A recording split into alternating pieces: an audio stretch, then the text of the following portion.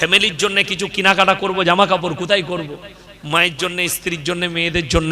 তো বললে এখানে বড় দোকান আছে ঝুনকা ক্লথ হাউস, ওখানে চলে যান। তো রোজার মাসে গেলাম, ঢুকে দেখি আল্লাহ সব খালা, আমি একা খালি খালু। আমি ভয় খেয়ে গেলাম, আল্লাহ কি পাপ করলাম।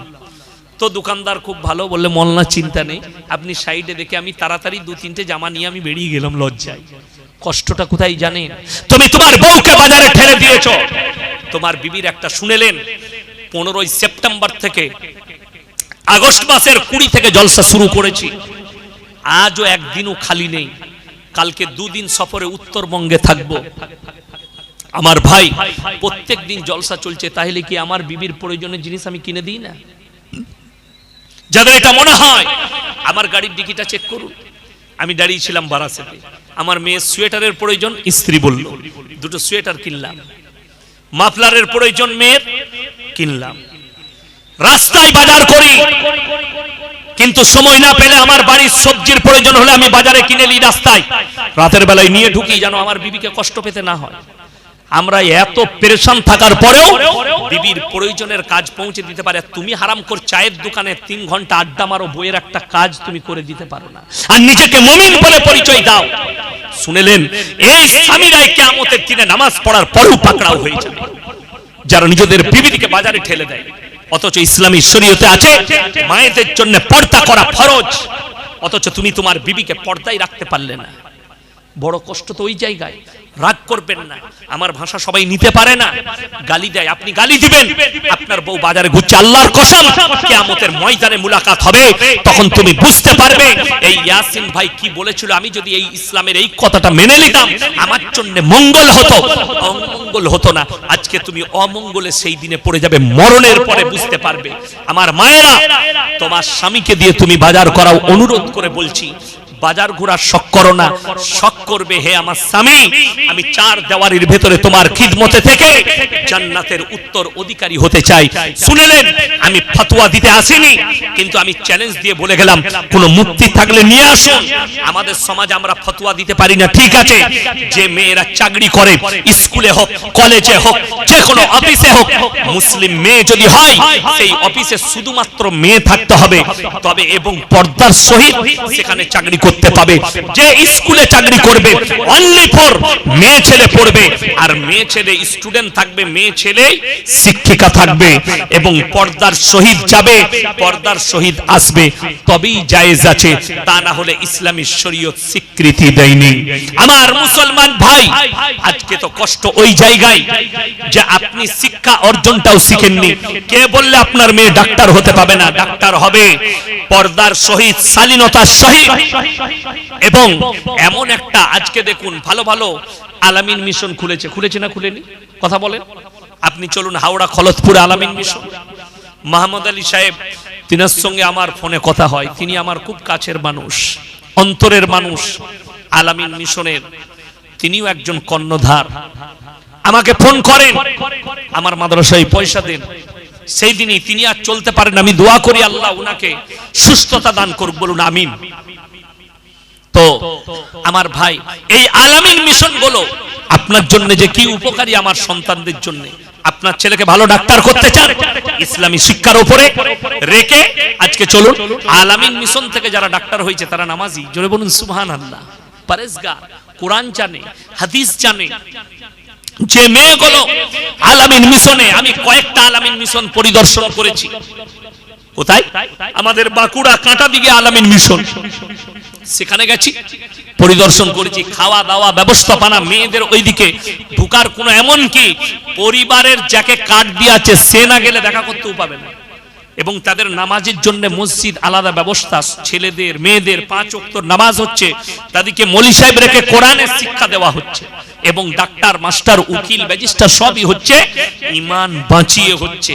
আমার মুসলমান ভাই, আমি আপনাদেরকে অনুরোধ করব নিজেদের ছেলে মেয়ে সকলকে সুশিক্ষা দিবেন, জোরে বলুন ইনশাআল্লাহ। আমার নবীজি সাল্লাল্লাহু আলাইহি সাল্লাম ইসলামের বুনিয়াদ আল্লাহ রেখেছেন শিক্ষার উপরে, এডুকেশনের উপরে। আজকে আপনার কাছে শিক্ষা না থাকার কারণে আপনি মারামারিতে জড়িত আছেন, আপনার কাছে শিক্ষা না থাকার কারণে আপনি একে অপরের ক্ষতি করেন, অথচ হাদিস জানেন না। আমার নবী, বিশ্ব নবী বললেন তোমরা মুমিন ততক্ষণ পর্যন্ত হতে পারবে না যতক্ষণ পর্যন্ত তোমার কাছ থেকে তোমার প্রতিবেশী সুরক্ষিত নয়।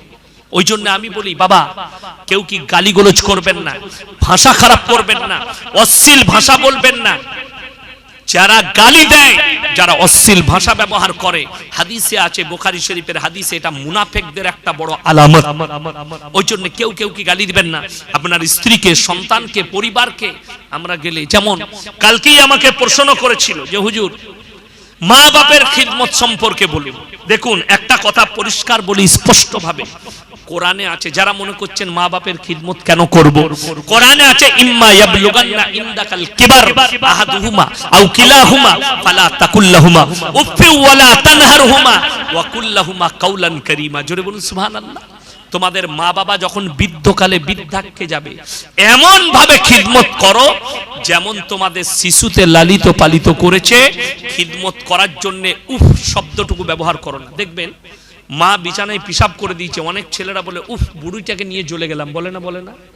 বাপ একবার বিছানায় পিশাব করে দিয়েছে, আপনি বললেন উফ বুড়োটাকে নিয়ে জ্বলে গেলাম, তোমার সব বরবাদ হয়ে যাবে। তুমি একবারও ভেবেছো তুমি তোমার মায়ের কোলে 5 বার পিশাব করেছো, তোমার মা একবারও বলেনি উফ এই বাচ্চাটাকে নিয়ে জ্বলে গেলাম, ফেলে দিলেই ভালো হতো। তোমার বাপের কোলে পায়খানা করেছো, তোমার বাপ হেসেছে বন্ধুর কাছে, আমার সন্তান আমার কোলে পায়খানা করে দিয়েছে, জানিস আমার কোচি আজকে আমার কোলে পায়খানা করেছে, খুশি হয়েছে। সেই বাপ একবার বিছানায় পিশাব করেছে, একবার পায়খানা করেছে, তুমি উহ বলছো। শুনে রেখে দেন, কেউ যদি কাবা ঘরের ফাঁস কাতারে নামাজ পড়ে আর মা বাবার সঙ্গে যদি অপব্যবহার করে, পেরুবার কোন রাস্তা কিয়ামতের দিনে খুঁজে পাবেন না। আল্লাহ কোরআনে বললেন শুধু নয়, তোমরা কথা বললে নিচু স্বরে কথা বলো নিজের মা বাবার সঙ্গে, উঁচু স্বরে নয়।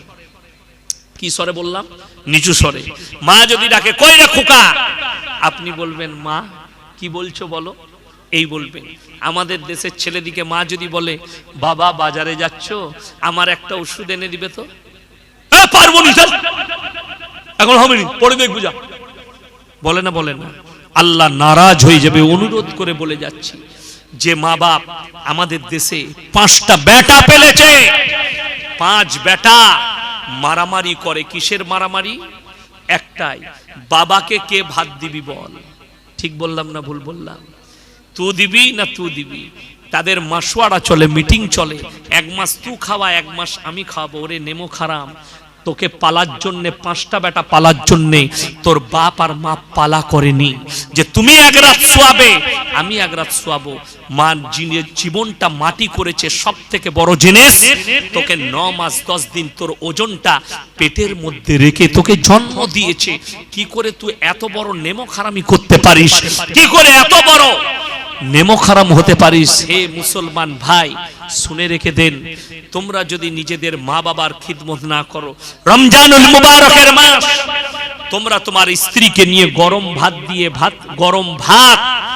গরম তরকারি দিয়ে সাহারি খাচ্ছ, এক কোণে বুড়ো বুড়ি বসে আছে, রাতের ঠান্ডা ভাত রান্না করার ক্ষমতা নেই, চোখের পানি টপ টপ করে পড়ছে, আর তারা ঠান্ডা ভাত খাচ্ছে, আর তুমি মনে করেছো আমার মতো মুমিন কেউ নেই। শুনে রেখে দেন, সারা বছর যদি রোজা রেখে দাও আর ওই মা বাবার যদি চোখের পানি পড়ে যায়, জেনে রেখে দিবে তোমার রোজা আমার আল্লাহর কাছে মকবুল হবে না। শুনে রেখে দেন, কোরআন শোনাচ্ছি, এরপর একটা আয়াত শোনালাম।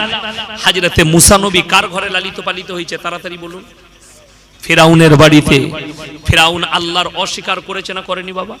অস্বীকার, এমন কি নিজেকে আল্লাহ দাবি করেছে। আল্লাহ যখন হারুনকে নবুয়ত দান করলেন আর মুসা নবীকে বললেন তুমি দাওয়াত দিতে যাও ফিরাউনকে, নবী মুসা বললেন আল্লাহ তার মতো নেমো খারামকে কিভাবে দাওয়াত দেব? আমার আল্লাহ উত্তর দিলেন, হে মুসা কুলু কাওলাল লাইয়িন, নরম করে বলবে, এটা কোরআন। হে নবী মুসা, নরম করে বলবে, বিনয়ী ভাবে বলবে, ভালোবেসে বলবে, কুটি কথা বলো না। যেহেতু তোমাকে সে রাজশাহীতে বাপের দরজা দিয়ে তোমাকে কোনদিন পরিবর্তন করি না। আমার নবী বিশ্ব নবী মাত্র 23 বছর 23 তিনি দাওয়াতের মেহনত করেছেন। গোটা বিশ্বে আজকে 250 কোটি মুসলমান। জোরে বলুন সুবহানাল্লাহ। হযরতে নূহ নবী একদিন দুদিন নয়, 1 বছর 2 বছর নয়, 23 বছর নয়, 50 নয়, 100 নয়, 500 নয়, কোরআনে আছে 950 বছর দাওয়াত দিয়েছেন। তারপরও মুষ্টিগত লোক ঈমান এনেছে। নূহ নবী অনুরোধ করলেন, হে আমার কওমের লোকেরা শুনে নাও, তোমাদের কাছে বিনীত অনুরোধ জানাচ্ছি, তোমরা আমার আল্লাহকে বিশ্বাস করো, তা না হলে আল্লাহ তোমাদেরকে কঠিন আযাবে মুবতালা করবে। নূহ নবীর ছেলে কিনান বলছে, তোমার আল্লাহ আমাদেরকে কি আযাব দেবেন? সঙ্গে সঙ্গে বলছে, নূহ নবী বললেন, হে আমার কম শোনো, আল্লাহ তোমাদেরকে কঠিন মুষলধারার বৃষ্টি দেবেন এবং বন্যাতে ডুবিয়ে দেবেন। নূহ নবীর ছেলে কেনান এবং তার কওমের লোকরা বলল, তোমার আল্লাহ যদি বন্যা দেয়, এমন উঁচু জায়গায় চেপে যাব যেখানে তোমার আল্লাহর পানি পৌঁছাবে না। আল্লাহ বললেন, এত বড় আস্পর্ধা! নাউজুবিল্লাহ বলেন। আল্লাহকে চ্যালেঞ্জ করেছে। শুনেলেন, যাদের মনে মনে হচ্ছে আল্লাহর আযাব এলে পালিয়ে যাব, আল্লাহর আযাব এলে আমরা সরে যাব, দেখবেন কোন জায়গা যেগুলো নদীর কিনারার জায়গা, যখন এলান হয় যে সীমার ওপর দিয়ে পানি যাচ্ছে, এলাকা থেকে আপনারা সরে যান, বাঁধ ভাঙতে পারে, বন্যা হবে, এলান হয় না, হয় না, সরে যায়। আর আপনি কিছুই জানেন না, ঘুমাচ্ছেন। কোরআন 8 পারা সূরা আরাফ প্রথম পৃষ্ঠায় আল্লাহ বললেন, যারা ভাবছে আমরা পালিয়ে বেড়াবো, আল্লাহর আযাব এলে লুকিয়ে যাব, হে নবী তাদেরকে বলে দাও, ওয়া কাম মিন কারিয়াতিন আহলাকনাহা ফাজাআহা বাসুনা বায়াতান আও হুম কাইলুন। হে নবী, তারা পালাবার রাস্তা খুঁজে পাবে না। আমি যখন কোন জাতিকে ধ্বংস করি, নির্দিষ্ট সময়ে করি, যখন তারা গভীর নিদ্রায় থাকে, দ্বিপ্রহরে মানে দুপুর বেলায় আরামরত অবস্থায় থাকে, রাত্রিতে ঘুমন্ত অবস্থায় থাকে, আমার আযাব তাদেরকে অ্যাটাক করে। রিওয়ায়াত বলছে, মুফাসসিরিনরা লিখেছেন, বেশিরভাগ নবীর কওমকে আল্লাহ ধ্বংস করেছেন রাত্রি 2টোর পরে। রাত্রি 2টোর পরে হযরতে নূহ নবী নৌকার উপরে মুষলধারার বৃষ্টি আসতে লাগলো। রাত্রি 2টোর পরে আল্লাহ পৃথিবীর, আজকের তারিখ কত ইংরেজি? 6 তারিখ। এই 6ই জানুয়ারি আজকের তারিখ পর্যন্ত, যেদিন থেকে দুনিয়া স্টার্ট হয়েছে, হযরতে আদম আলাইহিস সালাতু ওয়াস সালাম নয়, তার আগে যেদিন থেকে স্টার্ট হয়েছে আজকের তারিখ পর্যন্ত কত ভয়াবহ বন্যা পৃথিবীতে আর কোনোদিন ঘটেনি। নূহ নবী যাওয়া নাই। মুফাসসিরিনরা লিখছেন, মুহাদ্দিসিনরা লিখছেন, মুফাক্কিরিনরা লিখছেন, এত বড় বন্যা হয়েছে, সমুদ্রের পানিকে আল্লাহ 1250 ফুট উপরে তুলে দিয়েছিলেন। গোটা পৃথিবী ডুবে গেছে। হযরতে নূহ নবীর জামানায় যখন ডুবে গেল, নূহ নবীর কওম হাবুডুবু খাচ্ছে। শুনেলেন আমার ভাই, যারা মনে করছেন না যে আমি আমার বেটাকে দোয়া করে পার করাবো, মৌলবীরা দোয়া করে আমাদেরকে জান্নাতে দিবে, তাদেরকে বলি, যদি চোখের সামনে ছেলে যদি পানিতে পড়ে যায়, বাপ ঝাঁপ দেবে না? দেবে না? কথা বলেন। দেবে। কেন? পিতৃস্নেহ। বাপ যদি সাঁতার নাও জানে তাও ঝাঁপ দেবে। এমন একজন নবী নূহ নবী, যিনি লাইভ মৃত্যুটা নিজের চোখের সামনে সন্তানের দেখেছেন। যখন দেখছে আমার ছেলে হাবুডুবু খেয়ে মারা যাচ্ছে, আল্লাহকে কেঁদে কি বললেন জানেন? লা আসিমাল ইয়াউমা মিন আমরিল্লাহ, ওগো আল্লাহ, আমার ওরসজাত পুত্র, তুমি একে রক্ষা করো। সঙ্গে সঙ্গে শুনে নাও, আল্লাহ আওয়াজ দিলেন, লামিনাল খাসিরিন, হে নূহ, তুমি হাতকে নামিয়ে নাও, যে আমাকে মানেনি, আমার নবীকে মানেনি, আমার দ্বীনকে মানেনি, তার জন্য তুমি দোয়া করো না, তোমাকেও ক্ষতিগ্রস্তদের মধ্যে ফেলে দেব, তোমাকেও এদের সঙ্গে ডুবিয়ে দেব নৌকা উল্টিয়ে। হাত নামিয়ে নাও, যে আমাকে মানেনি, আমার নবীকে মানেনি, আমাকে চ্যালেঞ্জ দিয়েছে, তার জন্য তুমি দোয়া করতে পাবে না। আমার ভাইজান, আমার মায়েরা শুনবেন, যাদের মনে মনে হচ্ছে আমার স্বামী আলেম আমার বেড়া পার করাবে, আমার বাপ হাজি আছে আমার বেড়া পার করাবে, আমার 14 পুরুষে মলবি আছে, মায়েরা শুনেলেন ভালো করে, কিয়ামতের দিনে দুজন নবী চুপচাপ দাঁড়িয়ে থাকবে। কোরআনে আল্লাহ লাকির টেনে দিয়েছেন, এইটার মিটবে না।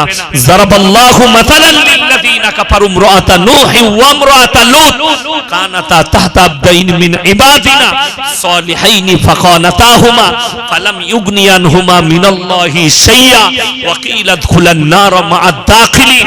আমার দুজন উলুল আযম নবী, হাবিব পয়গম্বর নূহ নবী আর লূত নবী, দুজনের বিবিকে জাহান্নামে দেব, তারা আটকাতে পারবে না।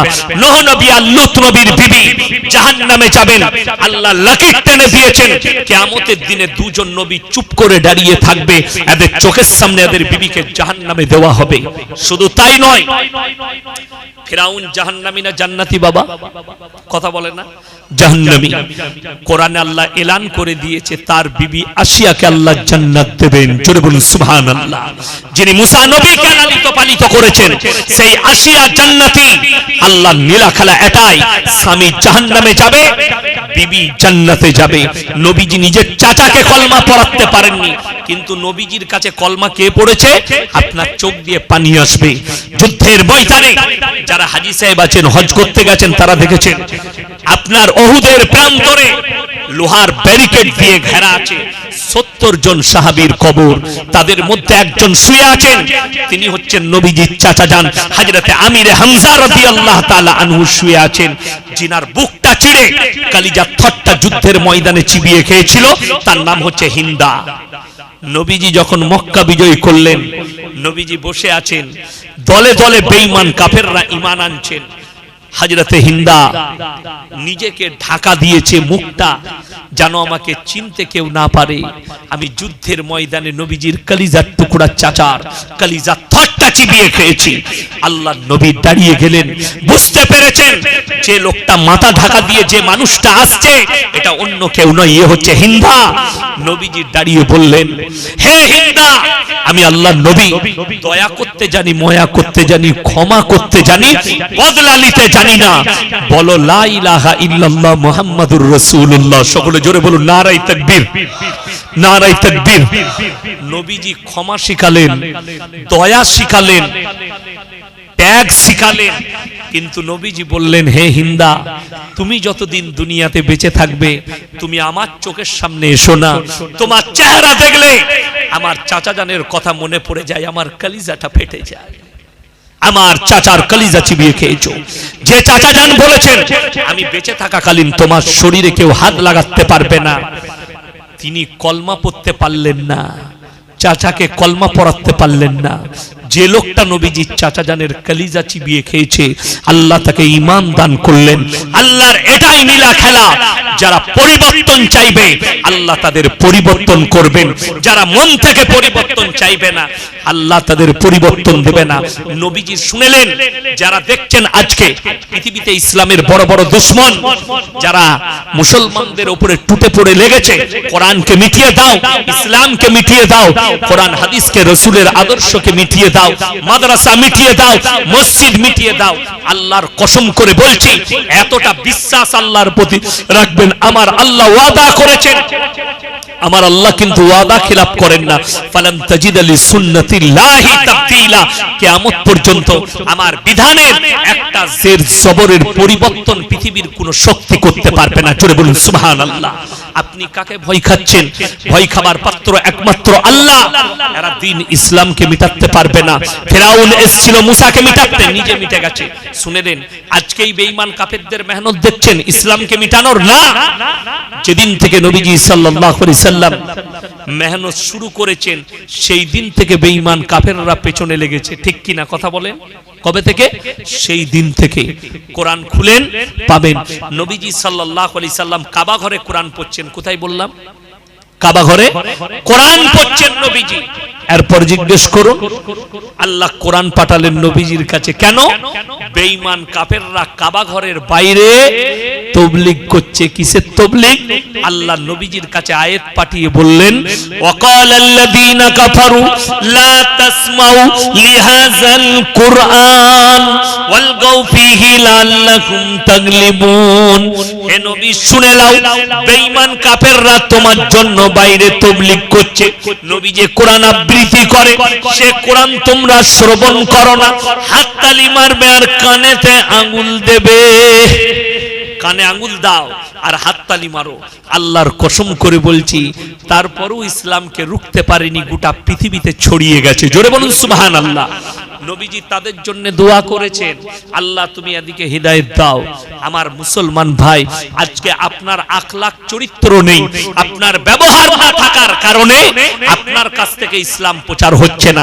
নবীজি সাল্লাল্লাহু আলাইহি সাল্লাম হিংসা বিদ্বেষের দ্বারা নয়, তলোয়ারের দ্বারা নয়, নবীজি যদি ইসলাম প্রচার করেছেন আখলাক এবং চরিত্রের দ্বারা ইসলাম প্রচার করেছেন।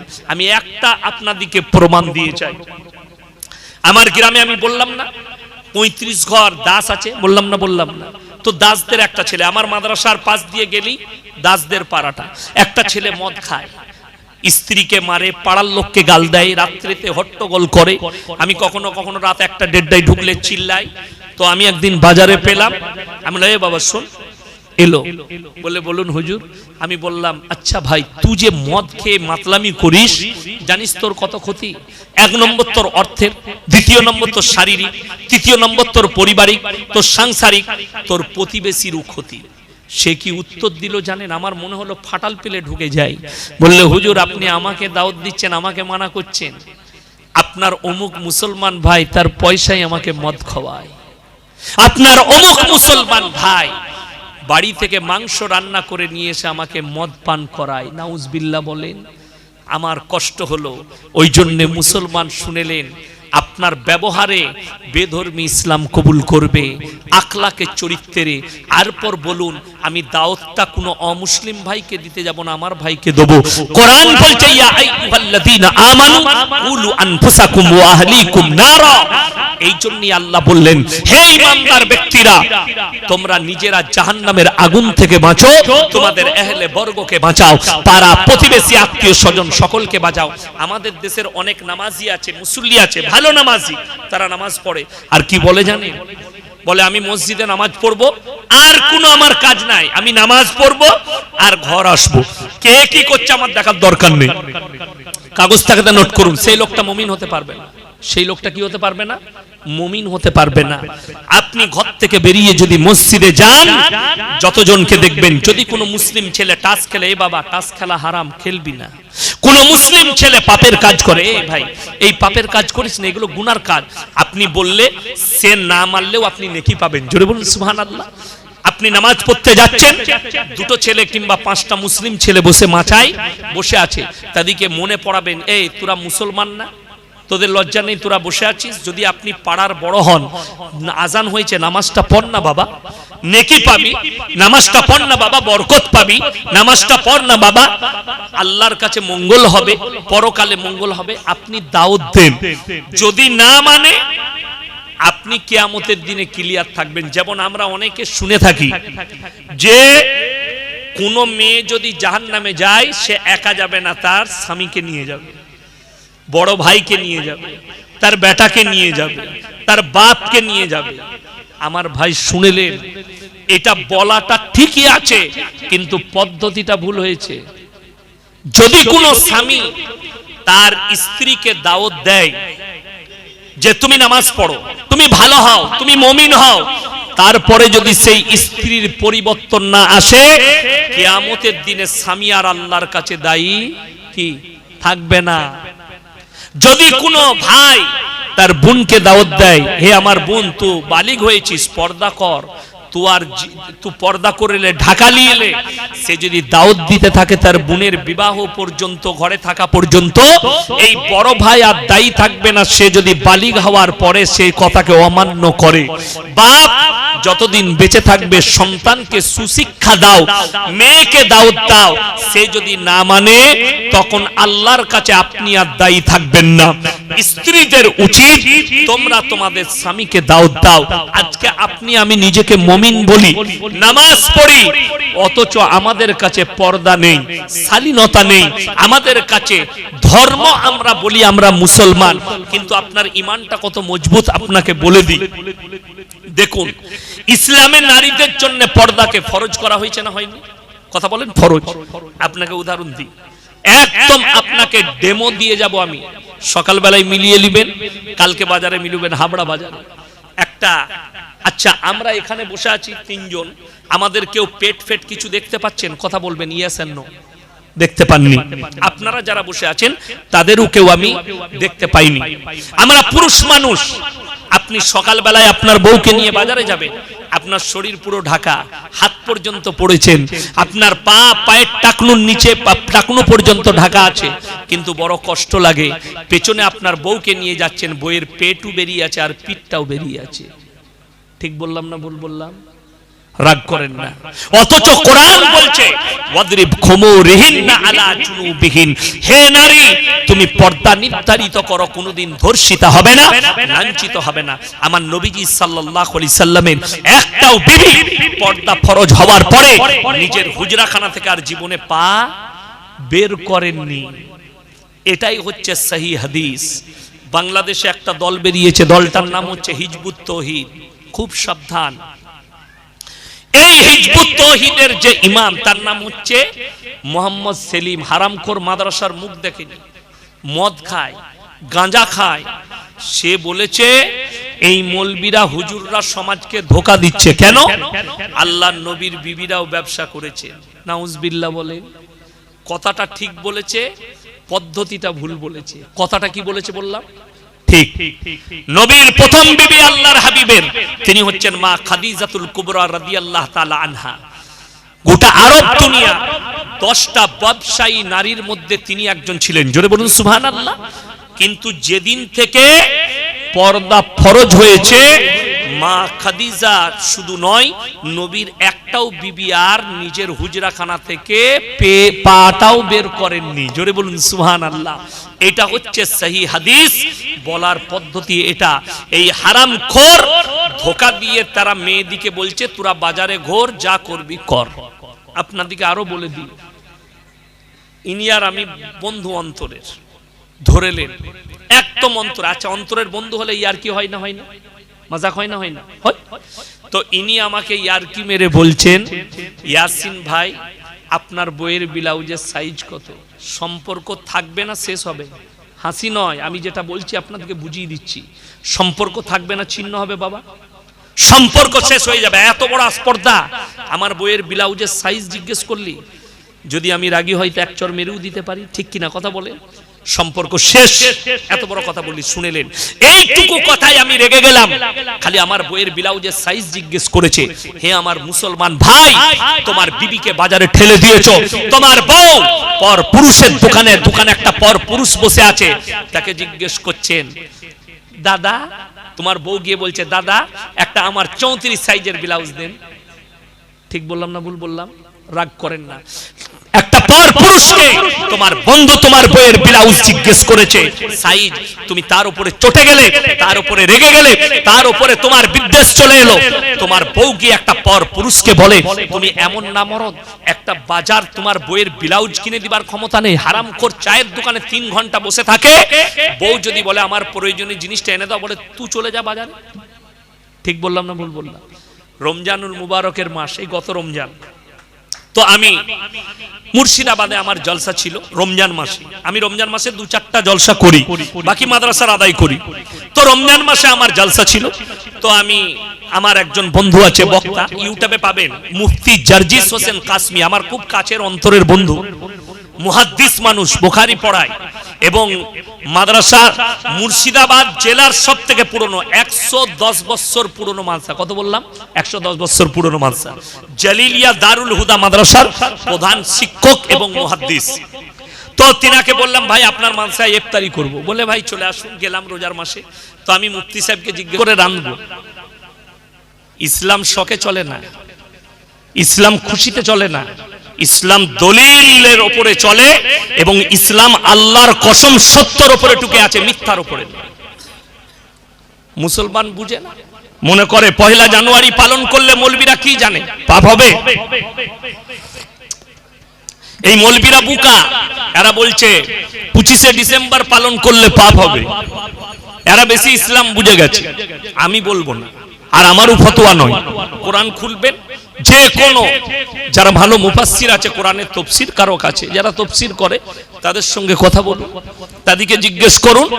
আপনার এলাকায় ভালো মাদ্রাসার মুফাসসির থাকলে যারা তাফসীর পড়ায়, তাদেরকে গিয়ে সকালে জিজ্ঞেস করবেন ইয়াসিন ভাই বলে গেছে গায়রিল মাগজুবি আলাইহিম ওয়ালাদ দাল্লিন।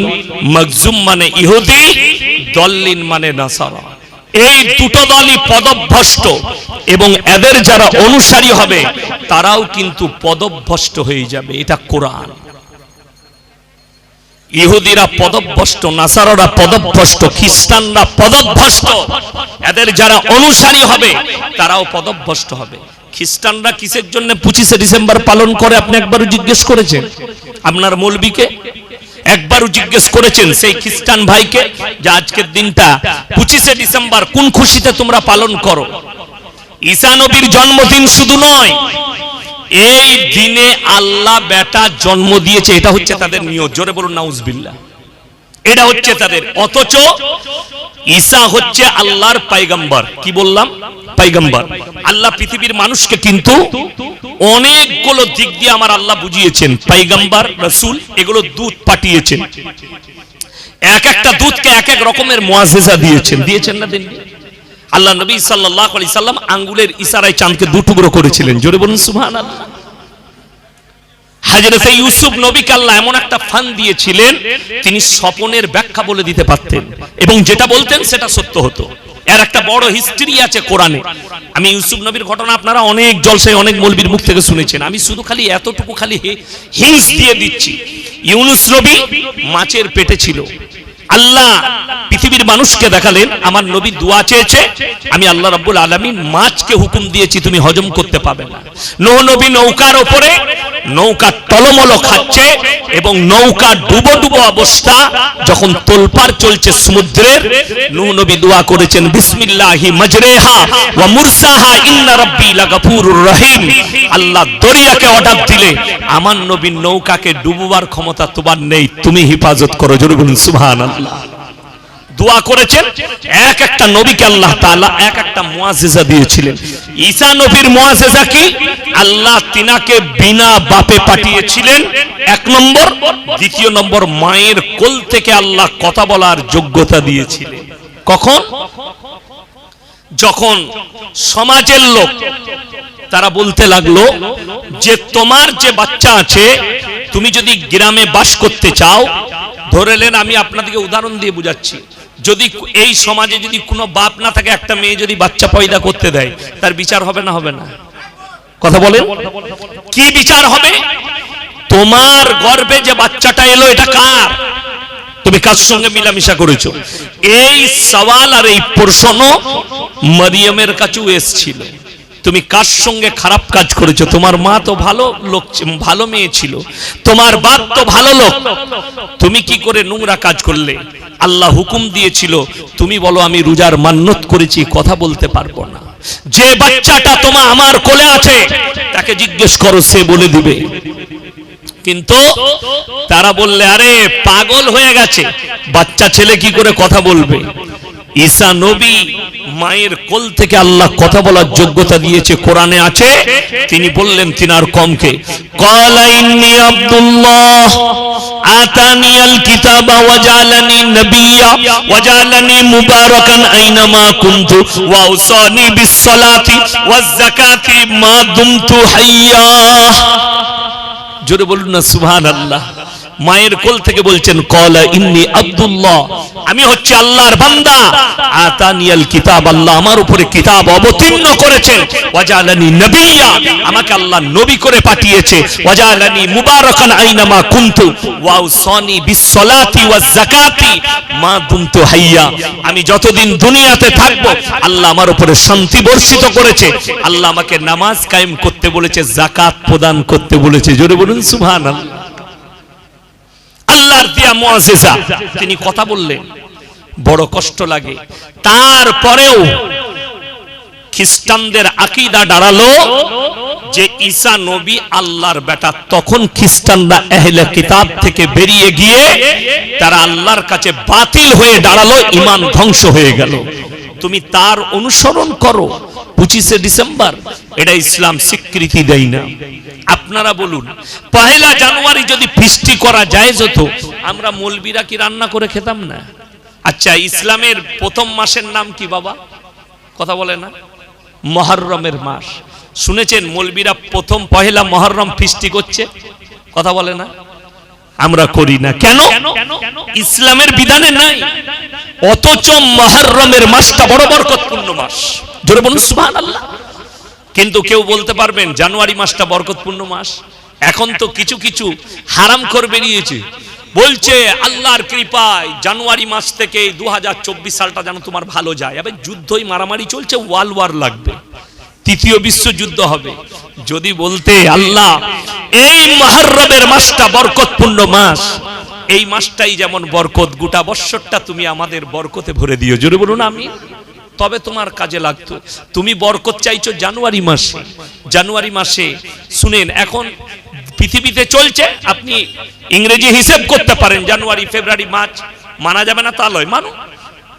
কিন্তু এই দিনগুলোকে পরব হিসাবে মেনে নিলে আপনি ইসলাম থেকে খারিজ হবার সম্ভাবনা চলে আসবে আপনার জন্য। কেন? কিয়ামতের দিনে তাদের সঙ্গে দাঁড় করানো হবে, যেহেতু কোরআন বলছে তারাও পদভ্রষ্ট হবে যারা তাদের অনুসারী হয়ে দাঁড়াবে। চলুন কোরআনে একটা একটা করে আপনাদেরকে তাফসীর করে শোনাবো, চোখের পানি পড়বে। আপনি মনে মনে ভাবছেন যে আমি মুমিন।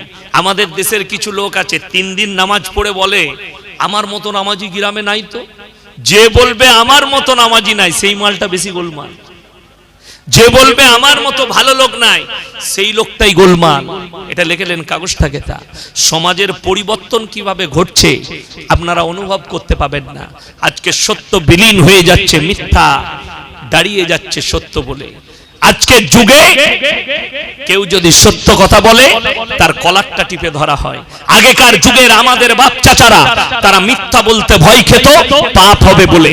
এখন লোকে সত্য কথা বলতে ভয় খাচ্ছে, কেউ কলারটা টিপে ধরবে বলে। এটাই প্রবলেম দাঁড়িয়েছে।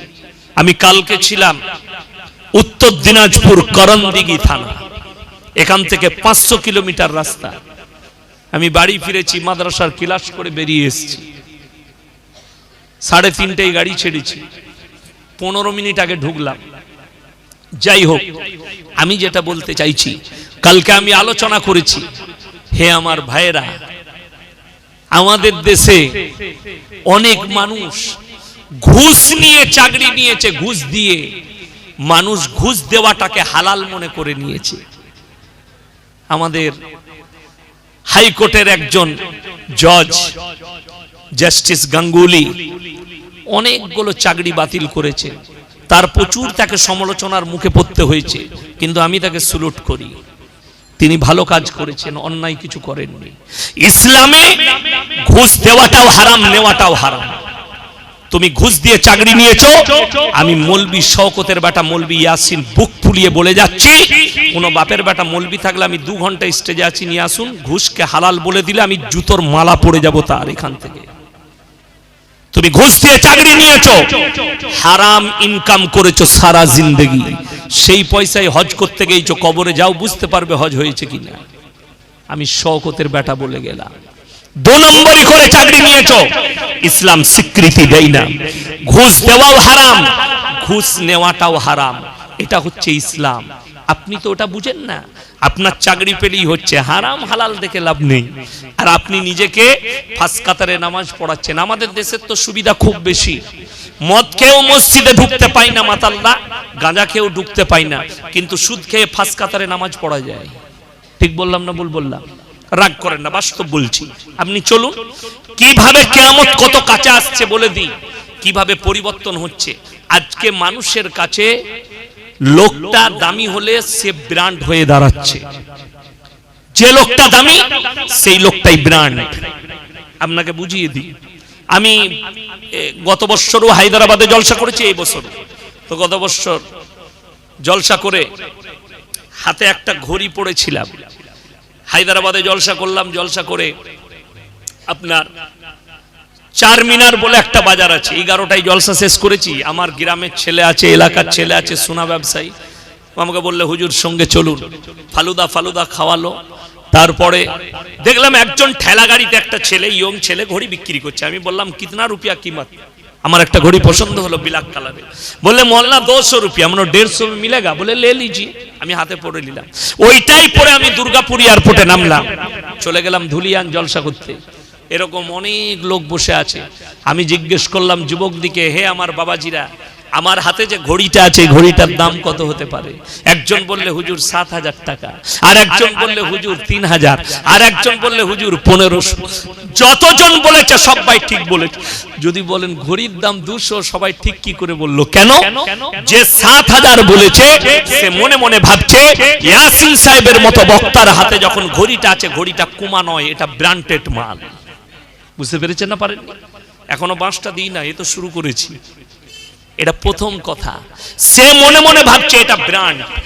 এই ঘড়িটায় একটা যদি 5000 টাকা দামি ঘড়ি কোনো গরিবের ছেলে পড়ে, সে যদি বলে ভাই আমার ঘড়িটার দাম কত, তো বলবে ধর্মতলায় কিনেছিস 80 টাকা দাম। লোকটা গরিব, ঘড়িটা গরিব হয়ে গেল। কথাটা বুঝাতে পারলাম? লোকটা গরিব, ঘড়িটা গরিব হয়ে গেল। সকালবেলায় যদি আপনার গ্রামের একটা গরিবের ছেলে ছিঁড়া প্যান্ট পরে যায়, আপনি দেখলে কি বলবেন? ও পয়সা নেই, গরিবের ছেলে, ওই জন্য ছিঁড়া প্যান্ট পরেছে। ওই ছিঁড়া প্যান্টটাই ওর কাছ থেকে নিয়ে শাহরুখ খানকে পরিয়ে দেন, আপনি বলবেন সালা দারুণ ডিজাইন, মালটা কোথায় পাবি? আপনি ওই প্যান্টটা খুঁজে বেড়াবেন বাজারে, ওই ছিঁড়া প্যান্টটা কোথায় পাওয়া যাবে? খালি লোকটা পাল্টিয়ে গেল, তার দামও বেড়ে গেল। প্যান্টটা খালি লোক পাল্টানোর কারণে তার মূল্য বেড়ে গেল। ঘড়িটা 200 টাকা দাম, গরিবের হাতে 5000 দামি ঘড়ি থাকলে ঘড়িটা গরিব হয়ে যায়। ইয়াসিন সাহেবের হাতে, একটা ব্র্যান্ড লোকের হাতে 100 টাকা দামি ঘড়ি থাকলে সেই ঘড়িটার দাম বেড়ে যায়। আমার মুসলমান ভাই, কিয়ামত কত কাছে শুনেলেন। আজকে একটা ইমানদার লোক চাষে খাটে, সবজি বিক্রি করে, 5 ওয়াক্তের নামাজ পড়ে, সেই লোকটা দিনদার, হালাল মাল খায়, অথচ সে সমাজের বুকে ব্র্যান্ড লয়।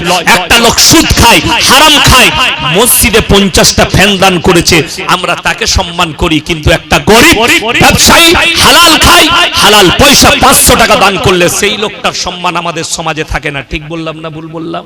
রাগ করেন না, আপনার গায়ে লাগবে কথাটা, আমি বাস্তব কথা বললাম, শুনেলেন? আমার মুসলমান ভাইয়েরা, যারা মনে মনে ভাবছেন আল্লাহর নবীর হাদিস কিয়ামতের পূর্বে গোটা পৃথিবীতে ইসলাম প্রতিষ্ঠিত হবে, জোরে বলুন সুবহানাল্লাহ। কিন্তু মুসান্নাফ ইবনে আবু শাইবার আরেকটা হাদিস শুনেলেন। আমার নবী, বিশ্ব নবী সাহাবীদের সামনে বলছেন, হে আমার সাহাবীরা শোনো, কিয়ামতের পূর্বে গোটা পৃথিবীতে মসজিদগুলো মুসল্লিতে ভরে যাবে, জোরে বলুন সুবহানাল্লাহ।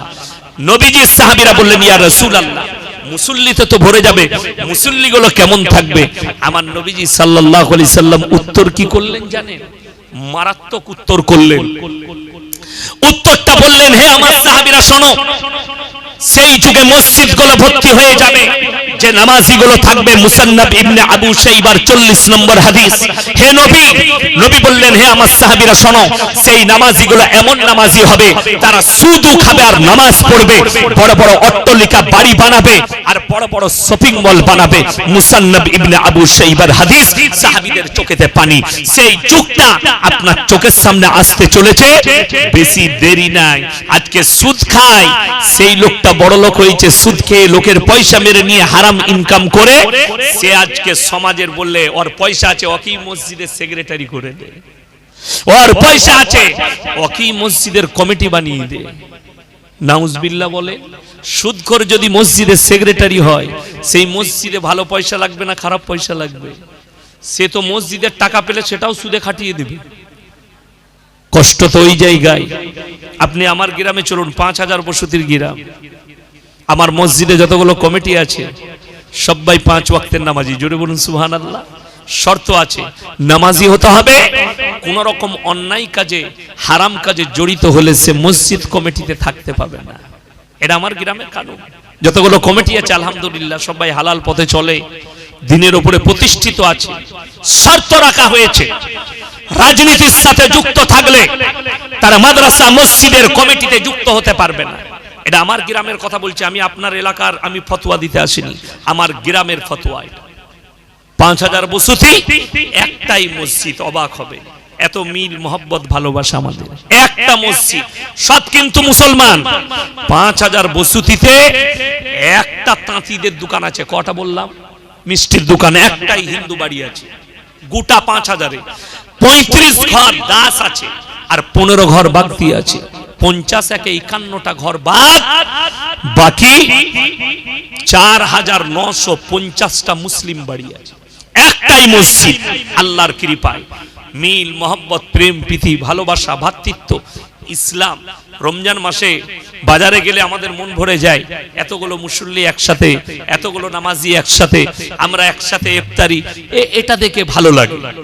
আজকে শুনলেন, আপনি ইসলামটাই বুঝতে পারেননি, আর আল্লাহ ইসলামের বুনিয়াদ রেখেছেন শিক্ষার দ্বারা, এডুকেশনের দ্বারা, যেটা আপনার মধ্যে নেই।